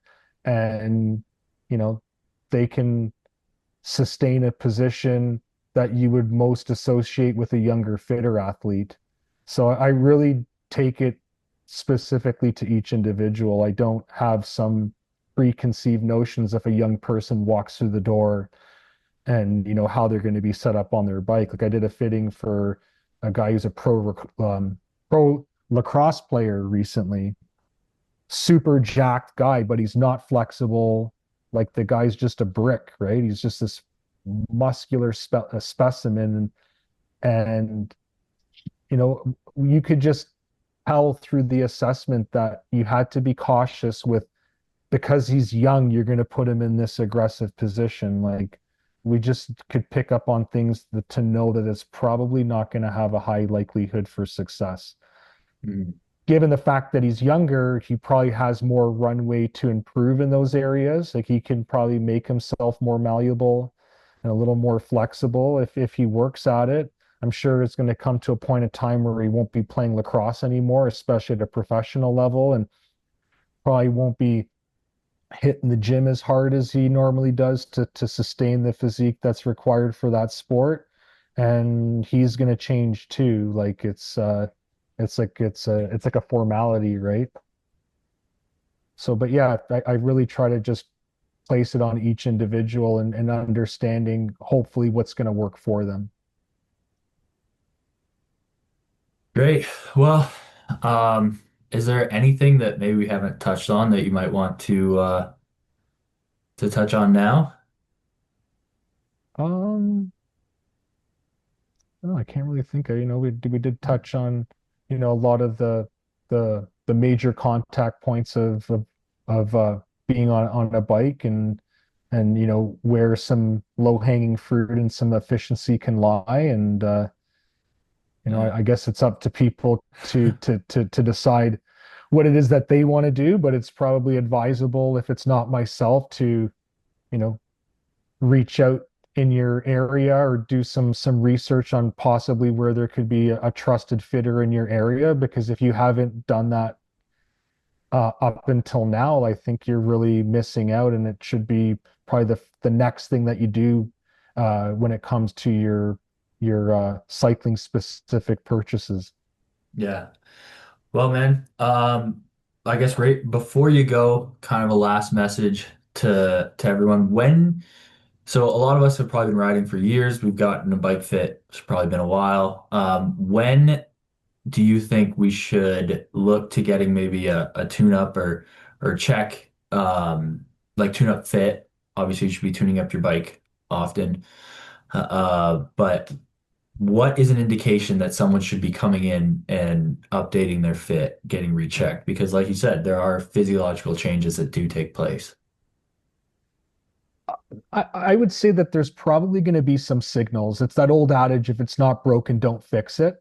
Mhm. Unless you're just constantly striving for like every single gain you can possibly find if you're that performance minded. But I'd say listen to your body. I think it's super important, and not a lot of people do, right? They're not as in tune maybe.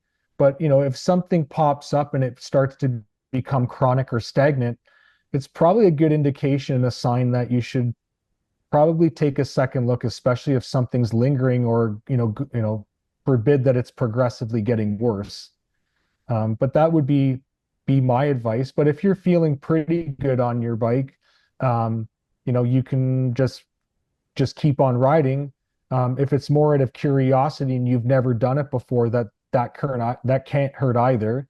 You know, one thing I can say is that in all the years that I've been fitting, I've yet to have someone come put them in the fitting stand and I'm like, there's nothing I can do for you. Like, you're perfect. Like, your fit's amazing. There's always something that we can extrapolate. And I'm pretty sure there's some people that I fit and out of curiosity, or maybe they had someone take a second look at them, or they moved away and that they're not able to come and see me anymore. Where another fitter was able to add to the equation, right? And that's just the nature of things. That's just the natural progression of things. But yeah, if you haven't had your bike fit yet, at least to some degree, like that should be like a very top, if not your number one priority. Yeah. All right, man. So I appreciate you coming on, doing Always. yeah, mega recording with us. Maybe next time we get you on, we're gonna have some, after this series has been posted, we'll have maybe some Q&As, because I'm sure a lot of questions will come of this, and I'm sure we missed a few things. As much as we did a deep dive, 3 weeks worth of recording. We always miss stuff. Stuff changes, like you said. Just same reason. Everyone gets back problems. There's lots of different reasons for back problems, and I'm sure we're gonna get 80 questions on why their back hurts. So we will yeah, we'll hopefully get another episode. But thanks a lot, man. Again, you can find Frank. He's Racer Sportif in Oakville. Uh, all these episodes, you'll have a link to Racer Sportif Aquila, and on the website there, on the Racer Sportif website, you can book a fitting with Frank, or I'm sure you can just call and speak with him and book a fitting directly, right, Frank? Yeah, you can call, email me. A lot of people they can book directly on our site 24 hours a day. Just if you click on the bike fitting, it will take you to our link, and you can see the calendar. I typically only offer 2 fittings each day, Monday through Saturday. So either a morning appointment at 10:30 a.m. or an afternoon appointment around 2:30. Um, you know, for me, it's not how many fits can I do, it's just how many fits I can do well. And so I limited it to only 2 per day. And in a typical session, I'd say approximately takes about 2 hours. But again, we don't put limitations on that. Ultimately, the goal is to provide a result, and that's what we strive to do.